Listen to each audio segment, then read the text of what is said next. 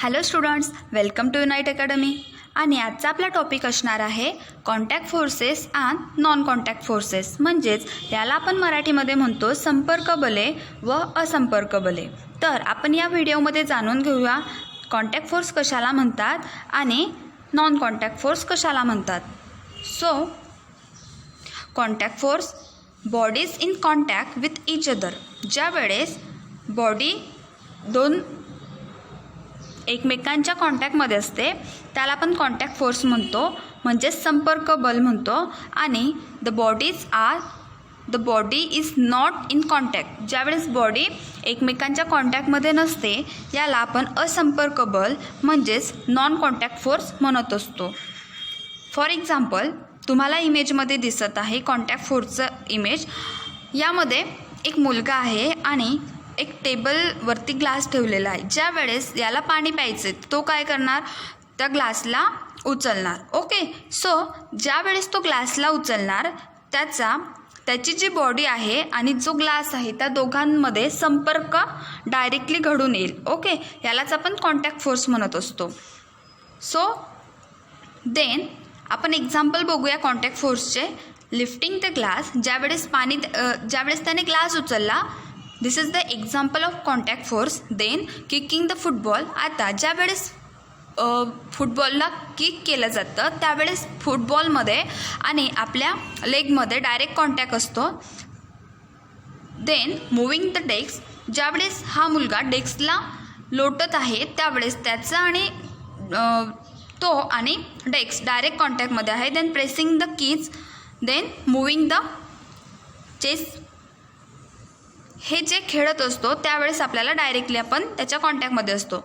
They are called as a contact force. Okay, यालाच आपण संपर्क बल असं म्हणत असतो. लाईक दिस मस्क्युलर फोर्स, हे पण एक कॉन्टॅक्ट फोर्सचं. मस्क्युलर फोर्स हा कॉन्टॅक्ट फोर्समध्ये येतो, म्हणजेच force generated due to the body being in the contact with object. Muscular in our body expand and contract. आता ज्या वेळेस बैलगाडी आहे समजा यामध्ये, आणि हा बैल ज्यावेळेस गाड्याला ओढत असतो त्यावेळेस बैलमध्ये म्हणजेच ऑक्समध्ये आणि जे बुलक कार्ट आहे ते त्याला खेचत असतो त्यावेळेस त्याला मसल्सची गरज असते, म्हणून त्याला मस्क्युलर फोर्स असं म्हटलं जातं. आणि हे डायरेक्टली दोघांच्या कॉन्टॅक्टमध्ये घडून येतं. That is called as a contact force. Contact between the object is necessary. Contact फोर्समध्ये ऑब्जेक्ट आणि दोन ऑब्जेक्ट हे डायरेक्टली एकमेकांना जॉईंट असतात. सो यालाच आपण कॉन्टॅक्ट फोर्स असं म्हणतो. मस्क्युलर फोर्स आणि फ्रॅक्शनल फोर्स हे कॉन्टॅक्ट फोर्समध्ये इन्क्लूड आहेत. Then non contact force. आता मॅग्नेटिक जो फोर्स आहे तो हा magnetic force, gravitational force, then electrostatic force हे नॉन कॉन्टॅक्ट फोर्समध्ये इन्क्लुडेड असतात.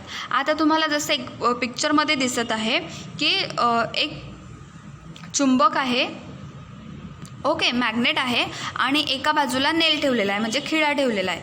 तर हे ज्या वेळेस एकमेकांमध्ये अटॅच होतात, म्हणजे सुरुवातीला ते दोघं दूरवरती होते, दूर ठेवलेले होते, परंतु यामध्ये जो मॅग्नेटिक फोर्स आहे तो ज्या खिळ्याला स्वतःकडे अट्रॅक्ट करत आहेत. ओके, म्हणजे डायरेक्टली त्यांच्यामध्ये आधी कुठलाच कॉन्टॅक्ट नव्हता, नंतर ते ठेवल्यानंतर तो त्याला स्वतःकडे अटॅच करतोय, यालाच म्हणतात non contact force. So then non contract फोर्सचं अजून एक एक्झाम्पल फ्रीज आहे.